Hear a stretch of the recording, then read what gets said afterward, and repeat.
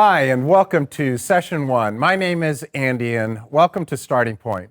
We're so excited about this journey that you're going to begin with all of us together, whether you're watching it here, watching it on your smartphone, or with a group of people right now.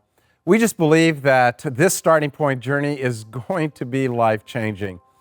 We're so excited about Starting Point and having this conversation, and we want to make sure that this conversation is a safe place for you to have a conversation. And want to encourage you to find a group here at Malibu Pacific Church to be able to discuss and dialogue the questions that you have, because we take your doubts seriously. And the thing about Starting Point is that we all have a starting point. I mean, your birth was a starting point. Your first day of school was a starting point. Your first kiss, was that junior high or high school? I don't know. That was a starting point. Your first date was a starting point. And if you ended up marrying that person, that was an amazing starting point that led to a long-term relationship. Your first day on the job was a starting point. Your first day at school was a starting point.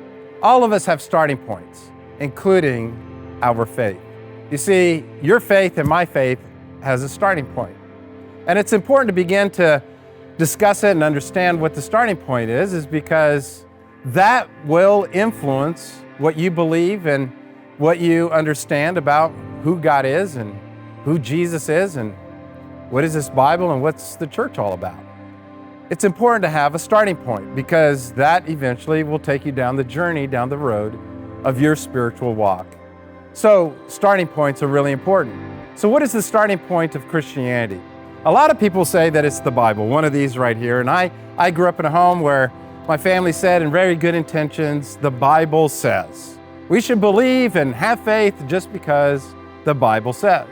And you believed it, and you went to Sunday school, and you went to church, and you may have heard some people say, well, you have to believe it because the Bible says. And then you went off to college, and you took an English class, a philosophy class, and you began to realize that there was a problem with some of the consistencies and discrepancies in the Bible because it was supposed to be perfect. And you realize, wow, some of those stories seem way out there, a bit of a fantasy, and that miracle seemed crazy. And somebody walking on water, really? I mean, that just seems crazy. And then your friends started saying, I don't believe in that God because the Bible, the God of the Bible seems like an angry God. And your faith started to crumble, or you started to doubt. And you started to wonder, wow, I don't know if everything I learned in Sunday school as a child is really working for me as an adult. And now you're an adult. And now you have questions. Now you have doubts.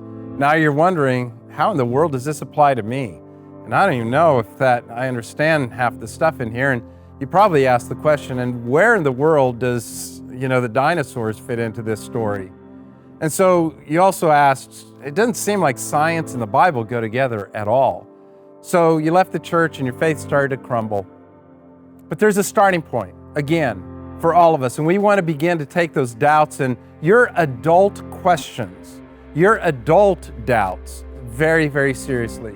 I want to encourage you, if you're with your phone or listening to this right now or in a group right now, begin this discussion with other people because we truly want to have a conversation about what does this mean and who is God and who is this Jesus? Well, did you know that the beginning or the starting point of Christianity was not the Bible says? Because the Bible was not put together for about 250 or 300 years after Jesus died on the cross. So this was never put together for a couple of centuries or 3 centuries. So nobody ever went to church and said, the Bible says. Nobody growing up in a home, a Christian home or any religious home ever heard somebody say the Bible says because there was no Bible. So the beginning of the Bible and our story of Christianity doesn't begin with what Jesus said and his teachings and the miracles and the incredible stories. Those are wonderful and those are unbelievable. But that's not why we're here today. That was never the beginning part. It was never what Jesus said. It wasn't about his teachings, but it was about something what Jesus did. You see, something happened in history that split history from BC to AD. You see, the beginning, the starting point of Christianity isn't the Bible says. but something that happened in history, that Jesus died on a cross and he rose from the dead. And that freaked the world out, to the point from the people who left Jesus and didn't have faith in God anymore, they believed again because they saw a dead man walking.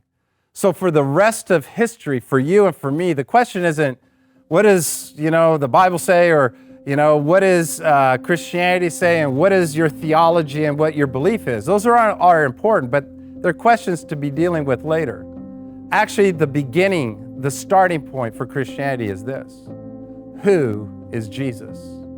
Who is this Jesus who split history from BC to AD? Who is this Jesus for you and for me?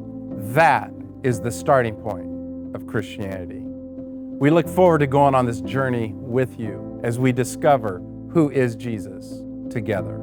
That's the starting point.